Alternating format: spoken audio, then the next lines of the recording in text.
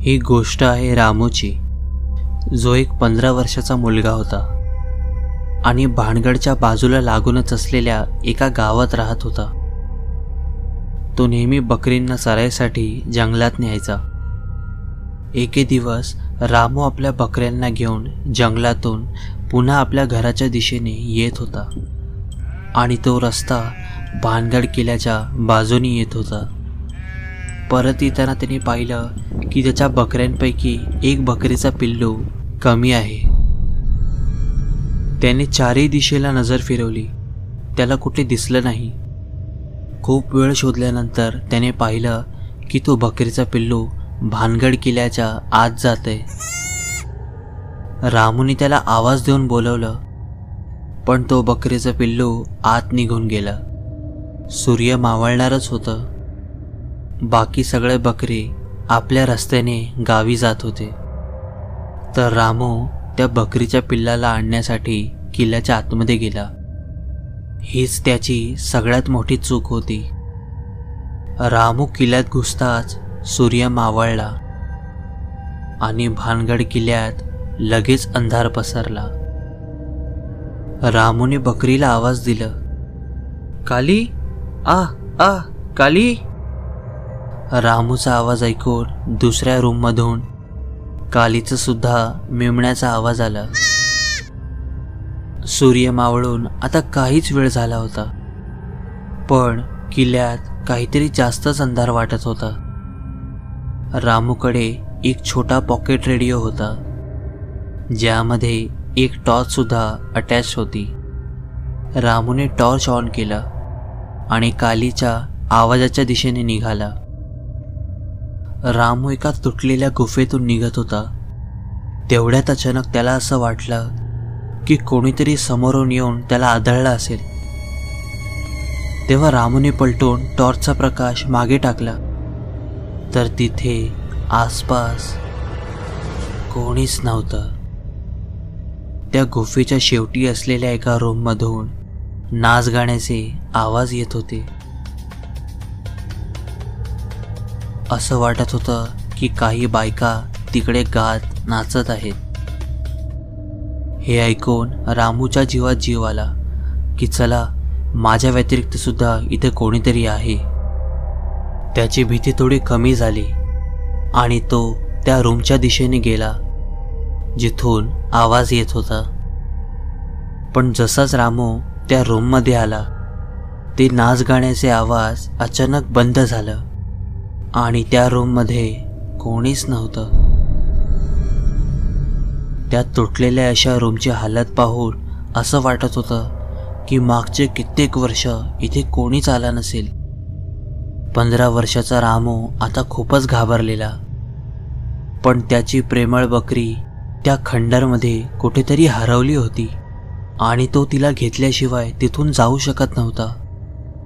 रामूने बकरीला पुन्हा आवाज दिला, काली, आ आ काली.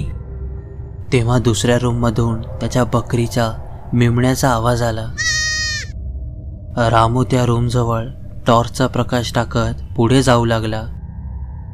जसं जसं तो पाऊल टाकत होता, त्याच्या मागून पैजणांचा आवाज येत होता, जसं की कोणीतरी पैजण घालून त्याच्या मागून चालत आहे.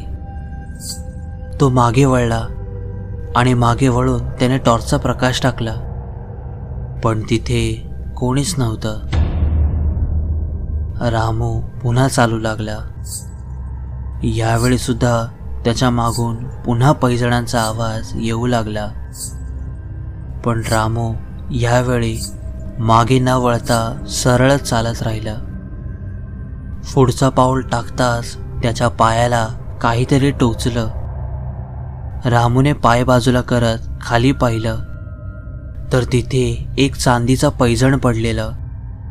रामूने जसंच ते पैजण उचलण्यासाठी हात पुढे केला, तेवढ्यातच एक हात अचानक ते पैजण जवळ आला. तो तिथेच अंधारात गायब झाला. रामू जोरात किंचाळला. तेवढ्यात त्याच्या बाजूच्या खोलीतून त्याच्या बकरीचा मेमण्याचा आवाज आला. रामू धावतच त्या खोलीजवळ पळाला.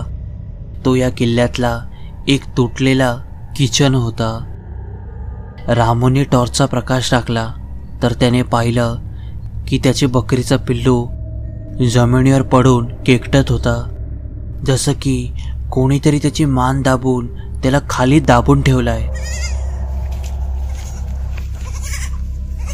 रामू धावतच त्या बकरीजवळ गेला तर ती बकरी अशी उठली जसं की कोणाच्या तरी हातातून सुटली असेल. तेवढ्यात तिथून कोणाच्या तरी पळण्याचा आवाज आला आणि तो आवाज दुसऱ्या खोलीत जाऊन शांत झाला. ज्याने त्या बकरीच्या पिल्लूला जमिनीवर दाबून ठेवलं होतं, जसं की तिचा मान कापून तिचा बळी घेणार असेल. रामू आधीच खूप घाबरलेला. रामूने एका हाताने आपल्या बकरीला उचलून घेतलं आणि दुसऱ्या हाताने टॉर्चचा प्रकाश टाकत तो त्याच दिशेने पळू लागला जिथून तो आला होता. आता तो त्या एंट्रन्समध्ये पोचलेला जिथून तो आला होता. तेवढ्यात त्याला एक आवाज ऐकू आला, खाली खाली. त्याने आपला रेडिओ चेक केला. त्याला वाटलं तो आवाज त्या रेडिओमधून येतोय, पण ती आवाज त्या रेडिओमधून येत नव्हतं. दुसऱ्या बाजूला ज्या हातात त्याने बकरी पकडून ठेवलेली तिथून येत होतं. तिथे बकरी नव्हती, तिथे एका बाईचं कापलेलं मुंडकं होतं जे रामूला पाहून हसत होती आणि बोलत होती, खाली खाली. रामूने त्या मुंडक्याला तिथेच फेकलं आणि आपला रेडिओ सुद्धा, आणि किल्ल्यातून तो बाहेर धावू लागला.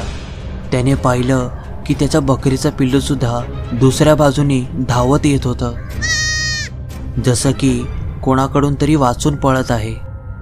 किल्ल्यातून बाहेर निघून रामूने वळून किल्ल्याकडे पाहिलं तर किल्ल्याच्या वर एक लांब केस आणि लांब दाढी असलेला माणूस रामूकडेच पाहत होता. रामूने बकरीच्या पिल्लाला उचललं आणि धावतच घराच्या दिशेने पळाला. घरी पोचून पाहिलं तर रामूचा रेडिओ घराच्या बाहेरच ठेवलेलं होतं. घराच्या आतमध्ये जाताच त्याने पाहिलं की लांब केस आणि लांब दाढी असलेला तो माणूस घरात खुर्चीवर बसला आहे आणि त्याचे बाबा त्या माणसाचे पाय दाबत त्यांची माफी मागत आहे. आणि बाजूलाच रामूची आई उभी राहून रडत आहे. मित्रांनो, या कथेचा दुसरा भाग लवकरच येईल. तोपर्यंत तुम्ही कमेंट करून सांगा की ही गोष्ट तुम्हाला कशी वाटली.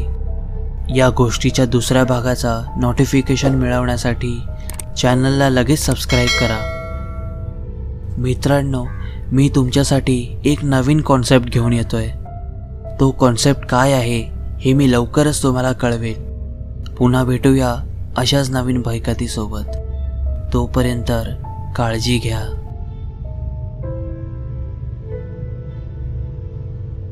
मित्रांनो, जर तुम्ही अजूनपर्यंत आपल्या चॅनल सबस्क्राईब नाही केलंय तर इथे क्लिक करून आपला चॅनल सबस्क्राईब करा आणि या नोटिफिकेशन बेलला पण क्लिक करायला विसरू नका, ज्यामुळे माझी येणाऱ्या प्रत्येक व्हिडिओची नोटिफिकेशन तुम्हाला मिळेल.